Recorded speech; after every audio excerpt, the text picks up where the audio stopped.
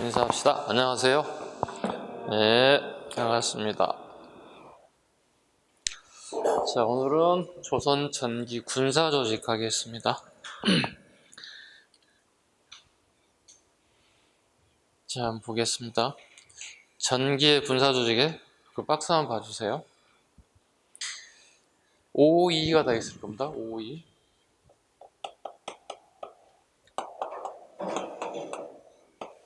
이렇게 구분해 보겠습니다.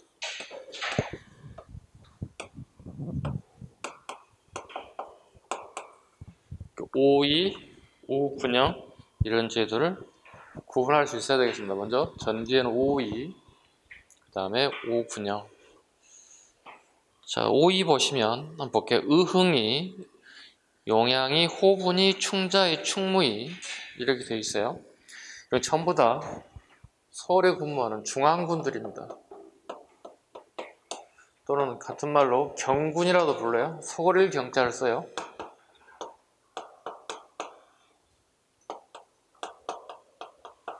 이렇게. 여기도 마찬가지. 여기도 중앙군 또는 경군이라고 불러요. 얘들은 양인 개병제라는 단어 아시죠? 우리 공부했기 때문에. 즉 양인 백성 이상의 신분, 우리 농민 이상의 신분을 가진 사람 모두 다 의무적으로 군대 가야 된다. 요즘에 하면 여러분들 군대 다니시는 분들 뭐죠? 다 징병제로 가죠. 그죠? 물론 지원해서 장교를 지원하든가 그다음에 부사관을 지원하든가 이건 가능하겠지만 전부 다 징병제로 갔던 사람들이에요. 이 사람들은 용병제죠.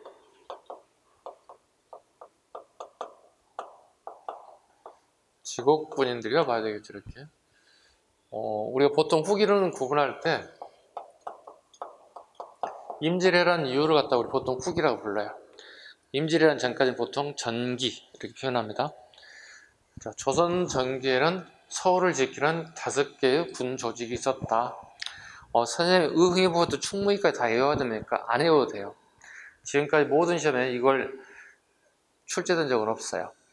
지금 다음 조선 전기에 진짜 촌스럽게 5.2의 군인 조직 아닌 것을 고르서 이런 시험은 없어요. 이렇게 나오게 되면 어떻게 될까요?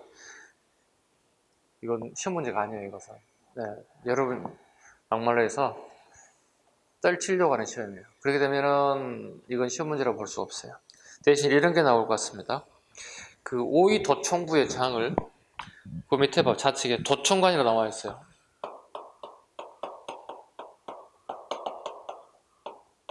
요건 알아야 돼요. 도청관이 지휘한다는 사실. 요건 선택지 우리 지문에 되게 많이 출제할 거고요. 저도 많이 출제를 할 겁니다. 네. 전기에 5.2를 총 책임지는 사람이 도청관이었다. 그 다음에 하나 더 보죠.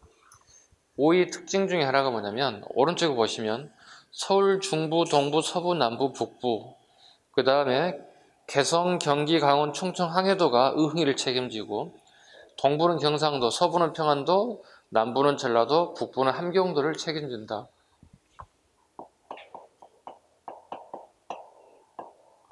이런 걸 통상 이렇게 얘기합니다. 지방군을 통할한다 이런 표현을 씁니다. 다르게 표현하면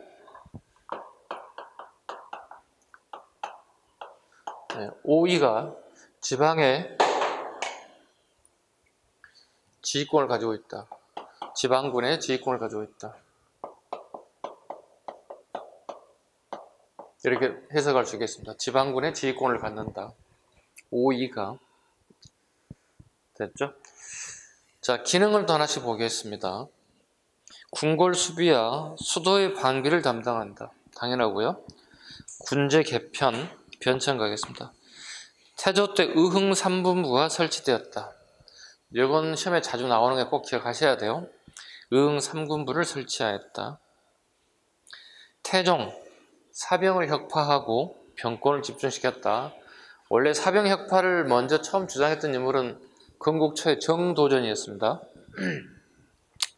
정도전이었지만 실패했고 태종 때 권력을 잡고 봤더니 정도전이 주장했던 게 옳다고 생각했기 때문에 이걸 그대로 실천했다. 세조 때 오이 도청부를 설치하여 오이의 지휘권을 장악하였다. 오이 도청부를 설치했다. 인적 구성 및 보수, 오이, 특수군, 왕실, 공신, 고관에 자립형되는 고국분인 특수군에 몇 줄 그어봐요? 네. 오이에는 여기 특수군도 포함되더라.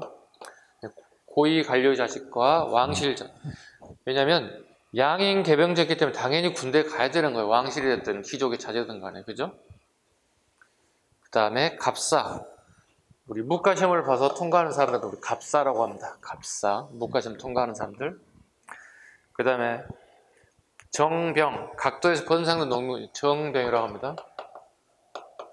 주로 농민병들을 갖다가 정병이랍니다. 세 가지로 이렇게 구성되더라. 군의 종류가 이렇게 세 가지로 구성. 육군입니다. 쉽게 얘기해서. 네. 그 다음에 전기와 호기 군인에 대한 구분해 놓은 거 한번 보겠습니다. 아까 했던 게 그대로 들어갈 겁니다. 조선전기 중앙군 5위가 있고요. 그 다음에 원칙은 양인 개병제와 병농일치다. 양인, 농민 이상의 힘을 노후가 군대에 가야 된다. 병농일치는 여러분 수업 시간에 많이 했던 것들 중에 하나인데 또 모르는 분들을 위해서 복수발언 차원에서 하겠습니다. 여기 군 부대가 이렇게 있다 쳐봐. 이렇게 우리 남성분들 군대 다니시면 아시겠지만 하루 세 끼 다 먹어야 돼요. 그죠? 그러니까 군대 가기 전과 군대 가기는 똑같아요. 먹는 것은 한 끼만 굶어도 막 난리가 나죠. 여러분들. 그죠? 가끔 이제 농담 삼아 제가 오늘은 점심 없고요. 풀 수업 할게요. 어때요? 반응이? 괜찮아요 하시는 분도 계시겠지만 저는 점심 원래 안 먹고 괜찮아요 하는 사람도 계시지만 어떤 분들은 이거 아닌데 먹자고 하는 짓인데 이게 뭐 굶어가면서까지 공부해야 되나 이렇게 약간 회의감을 드는 분도 계실 거거든요. 예. 군 부대도 마찬가지죠. 먹어야 되겠죠. 군 장정들인데 건강해야 되는데 그래서 여기에 땅을 일굴 수 있는 이 정도의 땅이 필요하다는 거예요. 그리고 어떻게? 농민들이 이걸 농사를 지을 수 있게끔 준다는 거지. 그리고 생산량의 2분의 1을 여기 주고 2분의 1 농민들이 그럼 뭐가 되는 거죠? 쉽게 해서 병농일치라는 결과점 뭐죠? 자급자족이 되는 거 아니겠어요? 그죠? 자급자족이 되는데 이와 같은 법적 근거를 뭐라 불러요?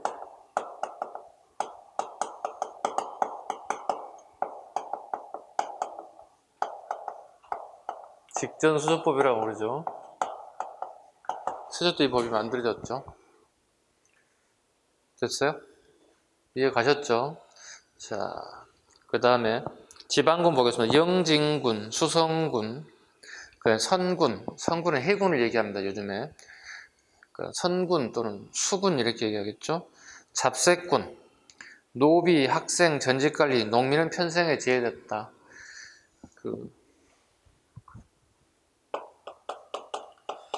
지방군 중에서도 이제 양천 혼성부대가 있어요. 이렇게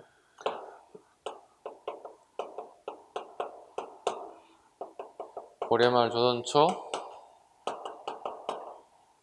구분할 수 있어야 되겠죠. 이거 적을 수 있어요, 누가? 오, 예, 좋습니다. 한 분 알고 계시겠네요.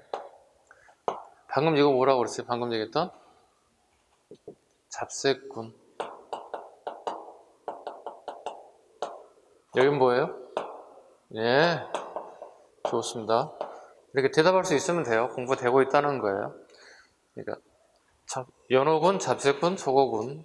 이건 주로 고려 말이기 때문에 되게 중요합니다. 이건 주로 국민왕 시기에 홍건적이 많이 침입해 와서 하삼도 지역, 충청, 경상, 전라 지역에 군이 전방으로 투입되면서 후방이 뻥 비게 됐다고요. 이때 일본에 얘들이 올라올 걸 대비해서 집집마다 있는 노비들을 끌어다가 메꾸게 되었다. 노비를 대신을 메꾸었다. 메꿀 연자를 쓰는 거예요. 집집마다 농민병들은 전부 다 전방에 가 있기 때문에 노비라도 남자니까 충분히 힘을 쓸 수 있으니까 군사 훈련 시켜서 군무하게끔 만드는 거죠. 메꾸었다, 메꿀 연자를 씁니다. 연호군이라고 합니다. 그러니까 마구잡이식으로 외우면 안 돼. 뜻을 알고 외우게 되면 훨씬 더 편리하겠죠. 아, 메꿀 연자, 고려 말에 이 정도 알 수 있겠다. 이렇게 구분하면 돼요. 됐죠? 이렇게까지 마감을 하겠습니다. 페이지 넘겨가겠습니다.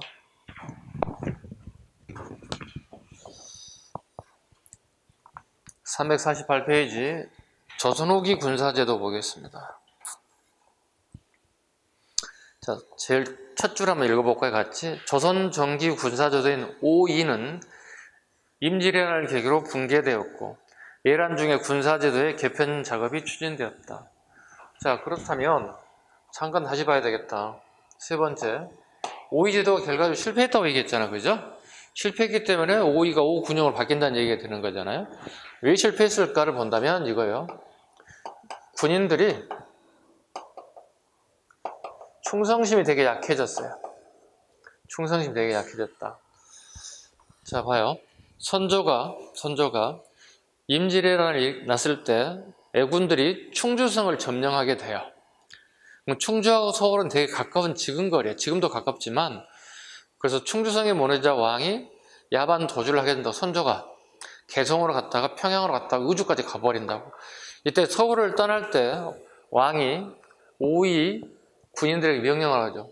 자, 너희들은 나를 따르고 너희들은 서울을 지켜달라, 이렇게 하죠. 그렇게 됐어요. 그런데 서울에 남아있는 잔존 오이 병력들이 이건 아닌 것 같은데 저 애구들 어떻게 이기지? 왕이 도망가는데 왜 우리도 도망가야지 하고 같이 올라가 버렸어요. 그럼 서울에는 서울 시민들을 지켜야 할 사람들이 아무도 없어져 버린 거예요. 그럼 어떻게 될까? 서울 시민들 입장에서 봤을 때 나라를, 백성들을 지켜야 할 사람은 왕인데 왕이 자기 자리를 지키지 않고 도주했잖아요. 그래서 군인들도 도주해 버렸잖아요. 그래서 서울 시민들이 어떻게 분노하지. 그래서 일부 시민들이 궁궐에 침입해서 약탈도 하고 방화도 하고 이런 일이 벌어진다고요. 그래서 경복궁이 불타 없어지는 거예요. 그래서 강해군부터 다시 그걸 복구를 하는데 경복궁을 복구를 못한 거예요. 나머지 창덕궁, 창경궁 이 정도밖에 복구를 못한 거예요. 그러다 보니 어때 훗날 한참 뒤에 흥선대원군 때 가서 경복궁 준공공사가 이루어지는 거예요. 이 막대한 비용이 들어가거든요. 똑같아요. 예나 지금이나 건축 비용이 한두 푼 들어가는 게 아니잖아요. 물자, 노동력 모든 게 다 투입돼야 되는 게 건물이잖아요. 대충 뭐 오막살이 집 하나 짓는 게 아니잖아요. 궁궐 건축이잖아요. 이거예요. 충성심이 약했다. 그래서 전란 중에 5군영 체제로, 직업 군인 체제로 바꾸기 시작한 거예요. 중앙군 보겠습니다. 다시 훈련도감 보겠습니다. 제일 먼저 훈련도감이었죠. 전쟁 중에 만든 게 훈련도감이에요. 선조 때 만들었습니다. 하나씩 보겠습니다. 자, 척계강의 기호신소의 영향을 받게 되었다. 그 척계강의 기호신소는 뭐냐면 전략 전술이 되게 많이 들어가 있어요. 우리 임진왜란 때 되게 실패했잖아요. 겪어보니 성공한 것도 실패한 것도 있더라는 거죠. 그래서 그 전략 전술에는 특히 이제 무기입니다. 무기의 다양성이라고 적으면 돼요. 무기의 다양성. 기호신소의 특징은 무기의 다양성. 그다음에 상대방의 전략에 맞춤 어떤 전쟁 또는 전략이 잘 짜진 게 기호신서입니다. 예란 중 유성룡의 건의를 받아들여 삼수병제가 들어왔다. 앞에 별표하기 전 삼수병, 포수, 사수, 살수입니다. 포수는 다르게 표현하면 조총부대가 들어왔다는 뜻입니다. 일본 애들이 우리 임진왜란 때 가장 피해를 줬던 것 중에 하나가 조총이죠. 이 조총은 그 우리 남성분들 군대 다니시고 하시는 총을 당기려면 방아쇠를 당겨야 되지, 그지? 이 방아쇠 모양이 새의 부리처럼 됐다 새조자를 쓰는 거예요. 이렇게 이게 총이라면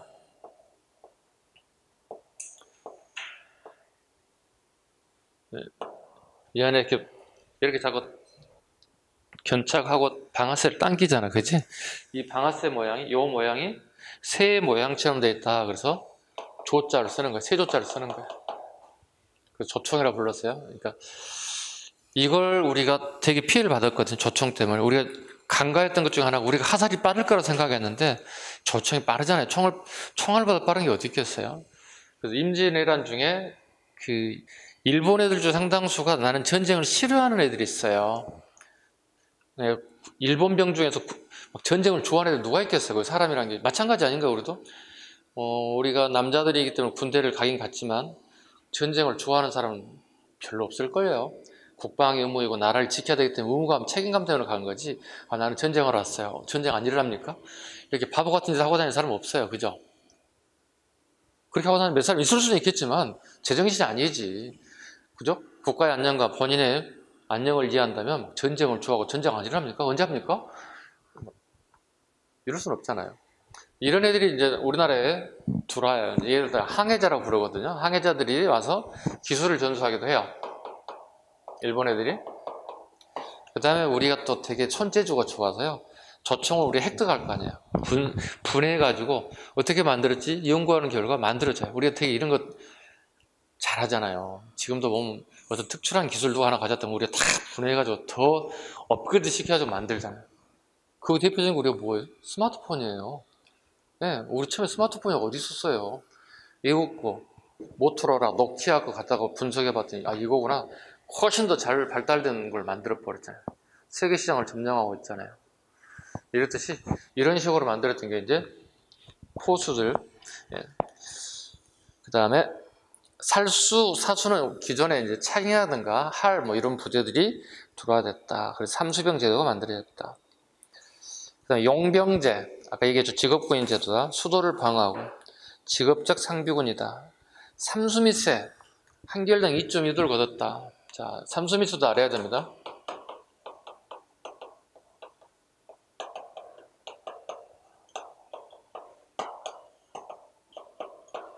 자, 봐봐요. 우리 제일 먼저 만든 게 아까 무슨 부대라고 그랬어요? 임질이라는 중에 만든 게 뭐라고요? 훈련도감이라고요.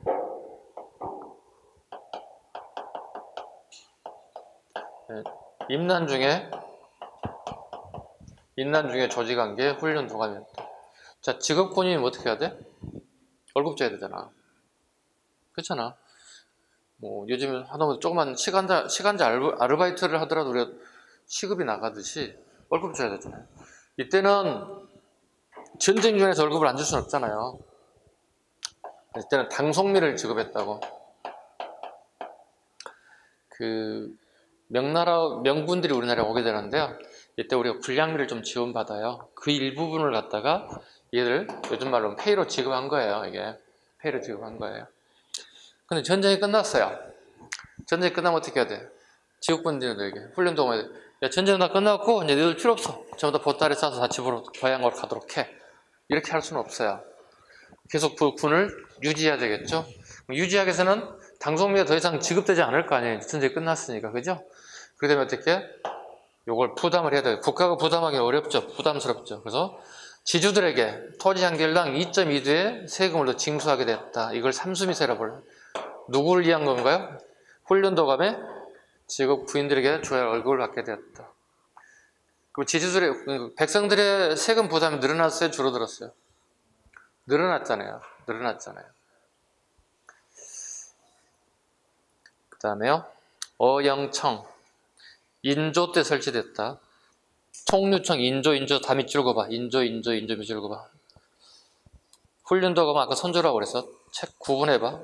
훈련도감, 선조, 어영청, 총류청. 이거 어청수 동그랗죠. 암기해버려. 어영청, 총류청수, 어청수 해봐. 사람 이름 같기도 하죠. 훈련도감은 제일 먼저니까 알 것 같고 특이하기도 하고. 도감이 들어갔으니까 뭐였어? 임시관청이었죠. 원래 처음 출발할 때 임시관청으로 만들었던 것이 이제 그게 5군역으로 자리를 잡게 되는 거고요. 다 인조 때 만들었다. 어영청, 총류청, 수호청. 금이영의 숙정의 밑줄 그어요.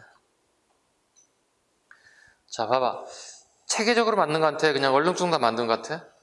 그냥 임기응변적으로 만들었어요. 그래서 5군역의 편성 옆에다 적어. 5군역 편성, 제일 박스 위에다가 5군역 편성 옆에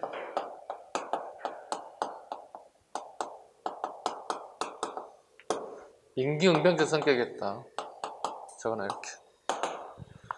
그냥 뭐 그때그때 필요해서 만든 거야. 뭐 국가의 어떤 계획을 잡고 만든 게 아니라 임기응변적 성격이었다는 거예요. 어영청 갑니다. 인조 때 만들었고요. 북벌의 번용으로 잡았다. 밑줄 긋습니다. 서인 정권 유지의 밑줄 긋습니다. 이건 끝에다가 이렇게 하살표 하시고, 인조가 만들었지만 요거 했던 것들은 효종입니다. 효종 우리 알다시피 인조의 둘째 아들 복림대원이었죠. 두 번째 아들이었죠. 첫 번째 아들은 누구죠? 그죠? 소현세자가 사망하면서 그 왕위를 계승한 사람이 효종이에요. 이 두 사람의 공통점은 뭐냐면 청나라의 볼모로 끌려간 사람이에요.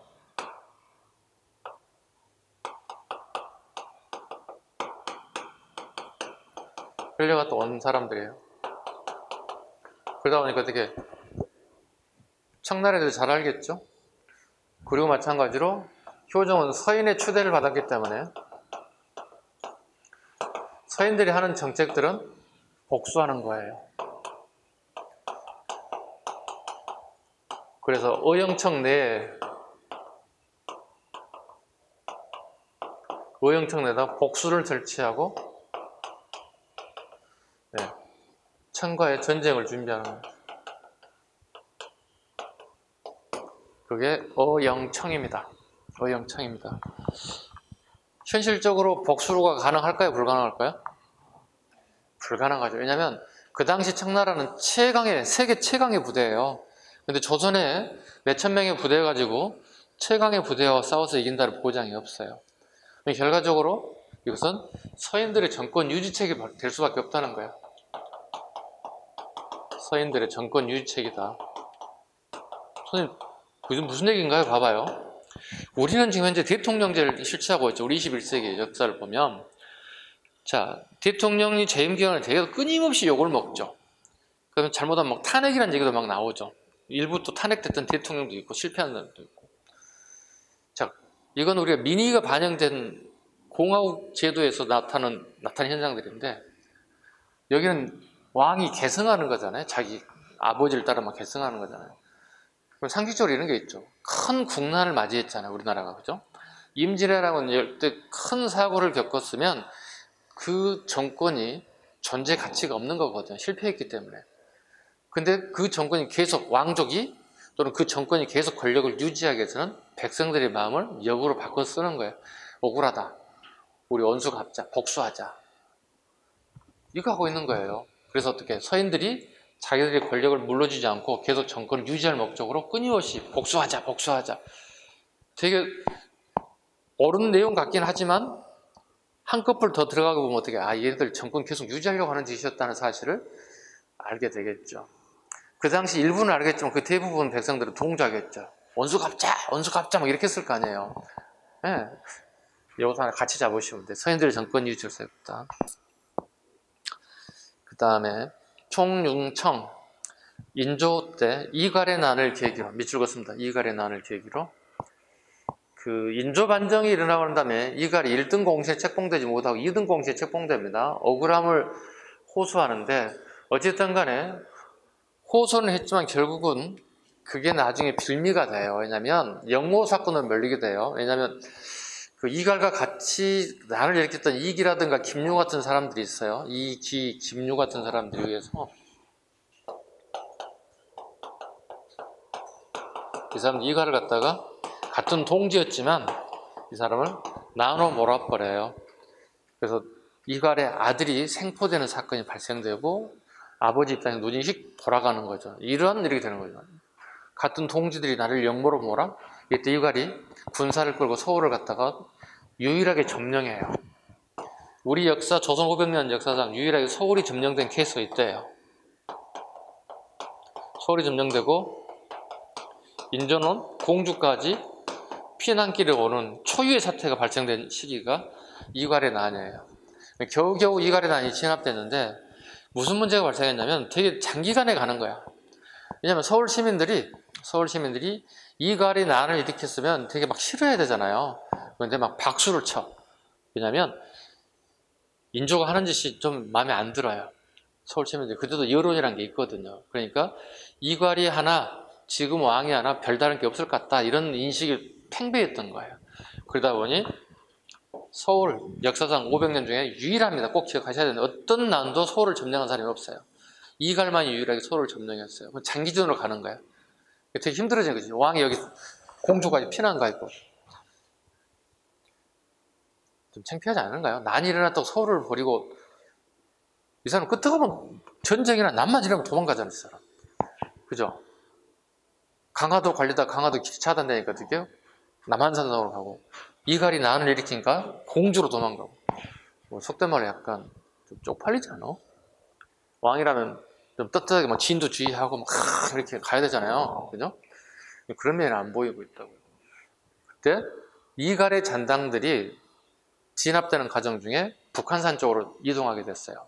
이 정보를 알고 정부군이 먼저 북한산을 점령하고 있는 밑에 들어오고 있는 이때 진압을 하게 됐어요. 야, 이게 되게 중요하겠다 생각을 한 거예요. 그래서 이갈의 난을 계기로 북한산에다가 총육청을 설치해서 즉 북방에서 내려오는 서울을 디펜스할 수 있는 방어할 수 있는 그 선으로 만든 게 북한산성이 됩니다.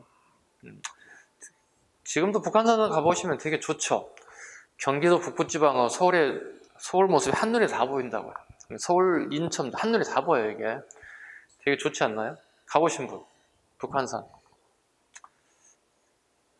아이 촌놈들이네. 아이씨. 선생님 서울에서 강의할 때 아이 촌놈의 새끼들, 서울 촌놈의 새끼들 막 이러는데 여기도 촌놈이 많네. 예.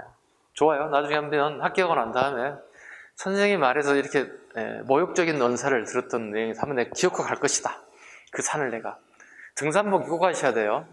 신발도 등산화가 신고 가셔야 돼요. 되게 험준해요. 그 꼭대기에 뭐가 있었어요? 북한산비가 있었잖아. 북한산비. 김정희가 쓴 북한산비가 있었잖아. 진흥왕 순수율 판독됐잖아요.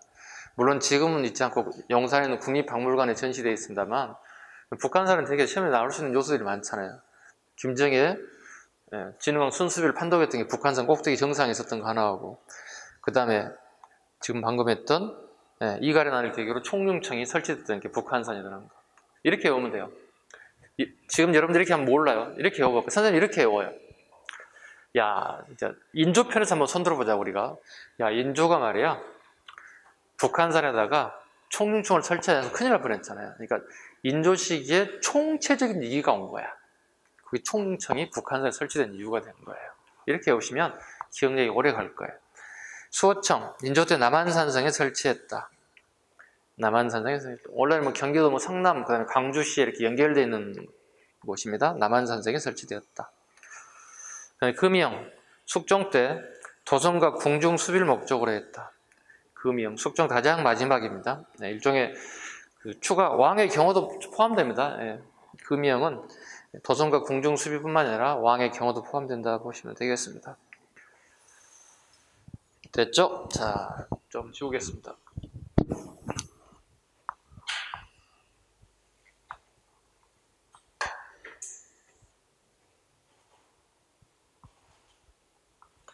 그 다음에 군역제도 갈까요?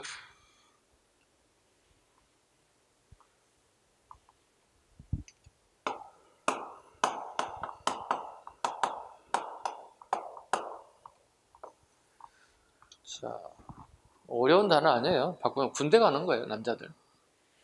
자, 남자들 군대 가는 제도를 한번 얘기하겠습니다. 첫 번째, 보법, 대립제, 군적수포제, 균역법, 보포제. 이거 다 알아야 돼. 이거 별표 5개짜리예요. 이건 가장 중요한 게 뭐죠? 흐름, 내용, 시대. 뭐가 나올지 모를 정도로 되게 중요하다. 보법이 됐네요.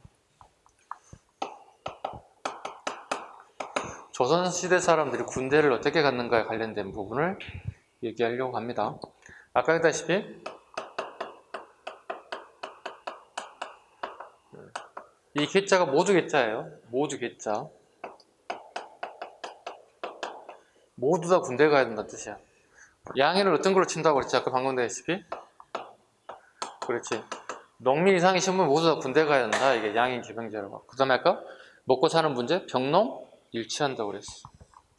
양인 개병제와 병농일체가 있을게.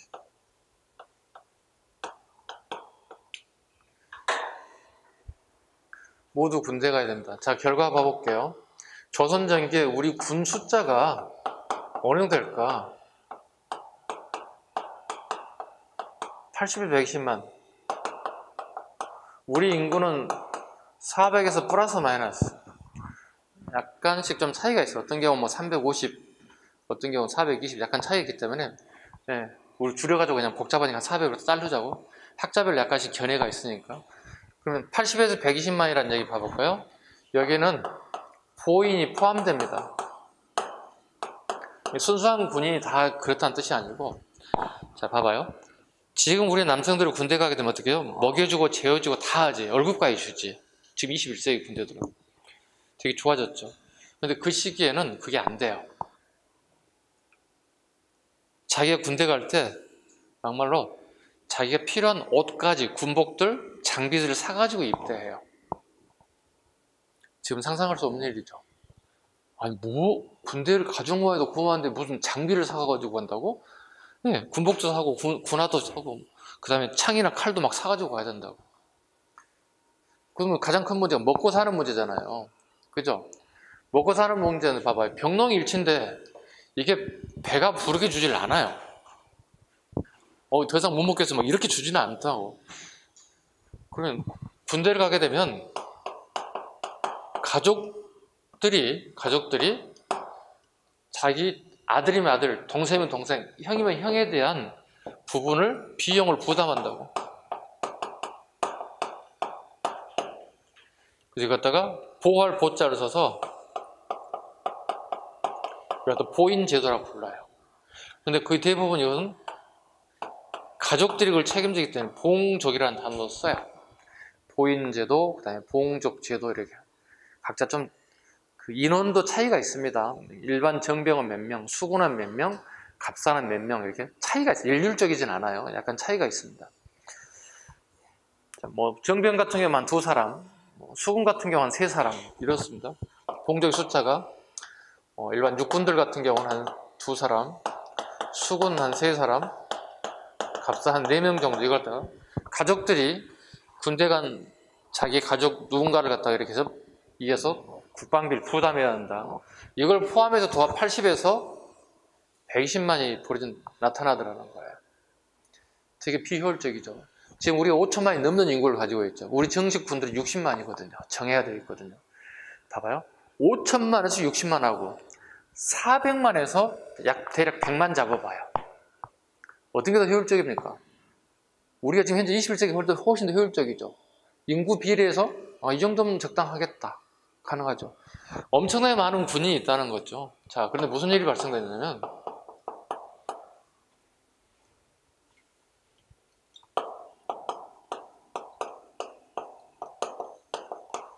군역의 유효화 현상이 벌어져요. 볼까요? 예를 들어 볼게요. 우리 여름철 되면 태풍 되게 많이 오죠. 통상은 7, 8개가 오잖아요. 지금 현대화된 어떤 그 예측 시스템, 그 다음에 우리 강이라든가 이런 게 치수라든가 물을 관리하는 게 되게 발전돼 있잖아요. 그럼에도 불구하고 되게 태풍 한 번씩 오면 어떻게 피해가 엄청나잖아요. 그죠? 자, 그렇다면 태풍으로 엄청나게 많은 피해가 오게 되면 사람들이 되게 많이 요역에 동원돼야 한다고. 노동에 동원돼야 한다고. 근데 동원하려고 숫자가 없는 거예요. 다 군대가 있어요. 군대가 있어요. 자, 그럼 A라고 하는 지역에 태풍이 돌아왔다. 이 정도를 갖다 수리를 해야 되겠다. 아무도 없다는 거야. 봤더니 이 부근에 군부대가 있더라는 거예요. 이렇게 서로 간에 연통하는, 죄송한데 여기 좀 도와주시면 안 되겠습니까? 군인들이 와서 이걸 도와주는 거예요. 도와주는 거예요. 가끔 요즘 TV 보시면 태풍이 지나가는 것에 피해가 많이 나타났을 때 군인들이 투입돼서 어떨게요? 대민봉사 되게 많이 나와요. 요즘 말로 치면 대민봉사예요. 태풍 이후에 군인들이 대민봉사하는 거예요. 되게 좋은 일이죠. 우리 군이 목적이 국민의 생명과 재산을 보호하는 거니까 당연히 생명 보호하는 거고, 꼭 전쟁이 아니더라도 그 다음에 되게 뭐 힘든 가정들이 되게 많잖아요. 어떻게 그 안에 있는 뭐 생활 도구들 다 끄집어내서 버릴 거 버리고 말릴 건 말리고, 그 다음에 농민들이 어떻게 가장 큰 농작물이 쓰러져서 땅에 닿게 되면 다 부패해 버리잖아요. 다시 이렇게 세워서 묶어서 정상화 해주는 게 전부 다 군인들이 막 하거든요. 선생님도 군 시절에 가서 했어요. 네, 군 시절에 이렇게 얘기하죠. 토요일 날은 우리가 모처럼 쉬는 날이거나 우리 군인들이 애출 애박하는 날이거든요. 딱 토요일 하나 보고 살아요. 직장인과 거의 비슷해요. 모처럼 편안한 복장으로 누워서 잠도 좀 자고 TV도 시청하고 뭐 하고 싶은 거 하거든요. 그 다음에 목욕 가는 사람들도 되게 많았어요. 저희들은 목욕탕이 별도 없어서 샤워 시설은 있지만 또 목욕은 또 틀리기 때문에 목욕탕에 가서 애출 한 2시간 받아서 목욕탕에서 때도 좀 밀고 뭐 이렇게 개운한 맛으로 오거든요. 그리고 밖에 가서 우리 군대 용어로 사제밥도 한 그릇 먹고 뭐 중국집 가서 짜장면도 한번 먹어보고 이런 맛으로 토요일날 버티거든요. 그런데 갑작스럽게 동원돼서 여기 나가서 일을 하게 된다고. 그거 되게 피곤하지. 솔직히 말은 못하겠지만 시해야 될 군인들에게 이걸 다 군인의 요역화 현상이라고 불러요. 군인들이 군대 업무가 아니라 노동에 동원돼서 차출된 현상, 군역의 요역화 현상이라 이렇게 불러요. 자, 그러다 보면 이제 무슨 일이 벌어지냐면 남자들이 군대를 가기 싫은 현상들이 벌어진다고. 이거가 대립제라고 불러요. 이건 나라가 생성되고 군인이 만들어질 때부터 지금까지 존재하는 것 중에 하나가 상당수는 군대를 가고 싶어 해요. 저는 가서 군대를 가서 나라를 지키고 싶어 이런 사람도 있겠지만 그렇지 못한 사람도 꽤 많아요. 네. 그러다 보니까 군 입대를 거부하는 사람들이 이렇게 나타나더라.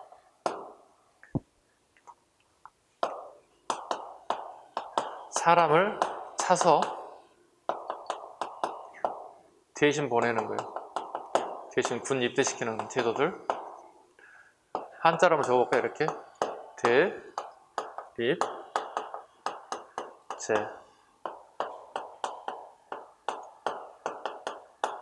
개인의 비리가 시작됐어. 군대에 대한 개인의 비리가 시작됐다. 개인의 출발에서 이제 반군 수포제,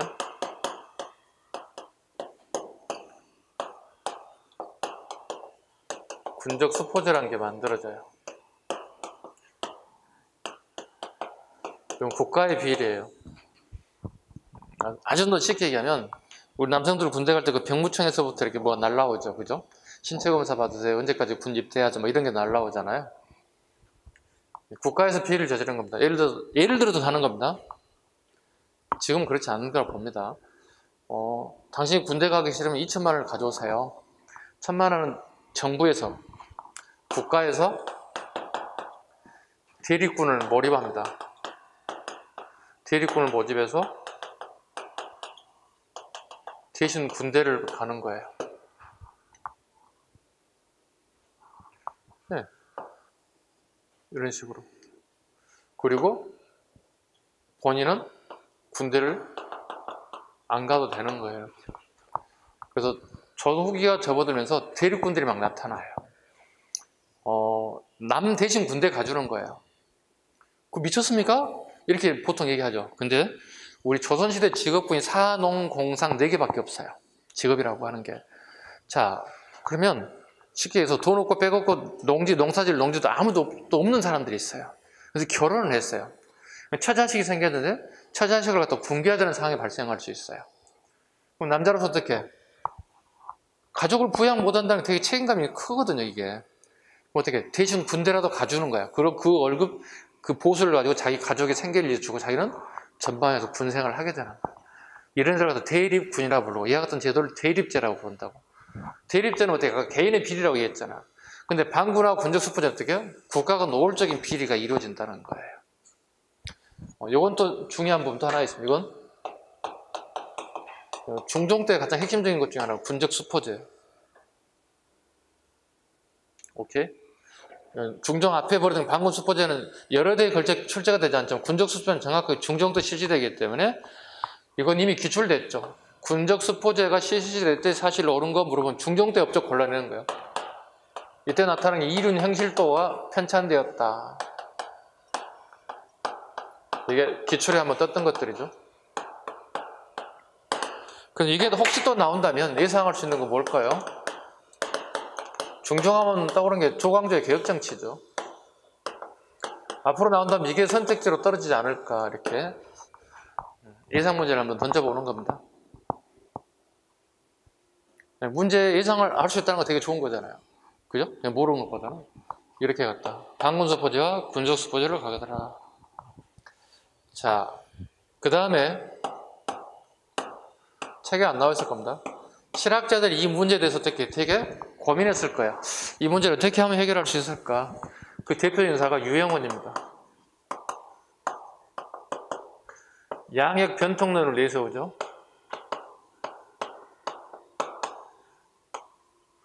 두 가지가 있죠. 대변통론, 소변통론 두 가지가 있습니다. 이건 하지 마세요. 이건 7급 하는 친구들에게 물어보는 거니까 9급 하는 친구들은 대변통론, 소변통론 있다는 것 정도만 하시고 하지는 마세요. 하셨죠? 그럼 핵심 내용이 뭘까? 유영원이 이와 같은 문제를 쭉 살펴보니까 처음으로 돌아가자는 거야. 처음 돌아간 게 뭐였죠? 양인개병제와 병농일치로 돌아가자는 거야. 그렇게 되면 군비리가 없어질 거란 뜻이에요. 자, 핵심 뭐라고요? 양인개병제와 병농일치로 돌아가면 될 거 아니야. 군비리, 봐, 이거 모두 군대 가는 거야. 문제 없어지는 거잖아요. 군대 가기 위해서 여러 가지 일이 벌어졌잖아. 대립, 반군, 구척이, 군적수포제 벌어졌잖아. 모두 군대 다시 가게끔 하자. 이러는 거예요. 그 다음에 병농일치. 먹고 사는 문제 해결해 주자. 국가에서. 그럼 도대체 이게 왜 안 됐느냐? 봐봐요. 중종 반정 이후에, 중종 어디 있어? 봐봐. 중종 반정 이후에 양반들, 이상의 자제들 군대를 안 가요. 또 뿐만이 아니라 국방비를 안 내요. 다시 내게끔 하자. 그리고 땅을 일구게끔 하자. 이게 실학자의 주장이었다.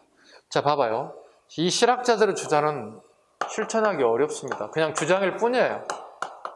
그냥 주장일 뿐이에요. 왜냐하면 여론을 채운 NGO 단체들이에요. 이 사람들 국가 공무원들이 아니에요. 실무 책임자들이 아니에요. NGO들이에요.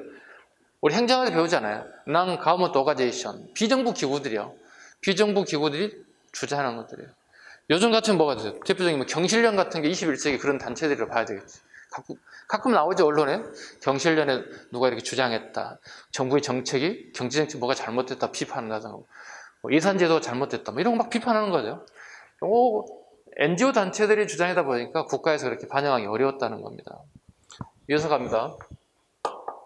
균역법 보겠습니다. 균역법 보겠습니다. 즉,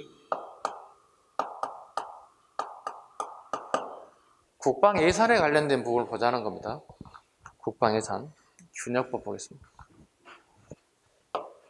백성들이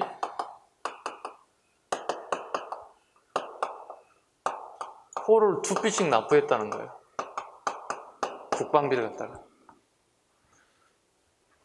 자, 균역법 실시한 사람은 이용조입니다. 이용조가 왕이 되기 전에 신분이 세자였으니까 연인군입니다. 그죠? 자, 연인군 시절에 백성들이 뭘 하고 사나 하고 이렇게 탐방을 해봤다는 거야. 그랬더니 포를 짜고 있더라는 거예요. 포를 제작하고 있더라는 거예요. 왜 짭니까? 물어봤다는 거죠. 국방비 내야 됩니다. 요즘 말로. 군포 내야 됩니다. 그래요? 몇 필 냅니까? 2필이요. 몇 개월 걸립니까? 6개월 걸린다는 거야. 자, 농민들이 해야 할 일은 군포를 짜는 게 아니라 농사를 짓는 일에 에너지를 쏟아야 되잖아요. 상식적으로. 근데 국방비를 포를 2필씩을 납부하는데 최소 5에서 6개월 정도 걸리다는 거지. 이건 완전 노동력이 소비되고 있다고 판단한 거야. 그래서 본인이 이제 왕이 된다고, 이용조가 된다고. 이용조가 되고 난 다음에 2필을 갖다가 한 필로 균역이니까 균일하게 해줬다는 거예요. 모든 국민들이 균일하게 해줬다. 그래서 균역법이라 불러요. 2필에서 1필로 줄어들었잖아요. 그래서 이걸 감포론이라고도 불러요. 기억 잘 하셔야 돼요. 이건 별표 5개짜리예요. 시험에 너무 잘 나옵니다. 난이도가 낮은 별표 5개짜리예요. 균역법. 너무 잘 나오기 때문에 꼭 기억하셔야 됩니다. 됐죠? 그렇다면 두 필에서 한 필을 하다 보니 어떻게 돼? 세수가 부족해졌지. 그럼 어떻게 돼요? 세수 부족 사태가 나타났다. 그럼 당연히 뭐가 돼? 보완해야 되겠지. 그게 하나씩 나옵니다. 이게 정말 잘 나옵니다. 이게 결작. 토지를 가진 사람들에게, 지주들에게 토지 한 결당 2두의 세금을 징수한다. 두 번째, 선무군간포.